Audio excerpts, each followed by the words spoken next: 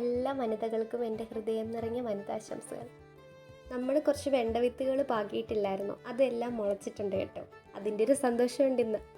പിന്നെ ഇന്നലെ കുറച്ച് വിളവെടുത്തില്ലായിരുന്നു, അതിൽ ഒരു പടവല ഞാൻ ഓർത്തു പറിക്കണ്ടെന്ന് വിചാരിച്ചത് മാറ്റി ഇട്ടു. പക്ഷേ ഇന്ന് രാവിലെ നോക്കിയപ്പോൾ അതെന്തോ ഈച്ച എന്തോ കുത്തിയിട്ടുണ്ട്. അതിന് നിർത്തി കഴിഞ്ഞ് കഴിഞ്ഞാൽ പിന്നെ അതൊന്നും കിട്ടത്തില്ല. പിന്നെ ഞാൻ കുറച്ച് മുളകിൻ്റെ വിത്തുകളൊക്കെ പാകിയിട്ടുണ്ടായിരുന്നു, അതെല്ലാം ഒന്ന് തൈ എന്നും വിചാരിക്കാൻ മാറ്റി നടണമെന്ന് വെച്ച്. പക്ഷേ എന്നും സമയം കിട്ടാറില്ല. ഇന്ന് സാറ്റർഡേ ആയതുകൊണ്ട് കുറച്ച് സമയം ഏറെ ഉണ്ട് നമുക്ക്. എന്നാൽ പിന്നെ ഇന്നത് കുഴിച്ചു വെക്കാമെന്ന് വിചാരിച്ചു. പിന്നെ എൻ്റെ ഒരു ആവേശത്തിന് ഞാൻ ഒരുപാടങ്ങ് തൈകൾ പിഴുതെടുത്തു.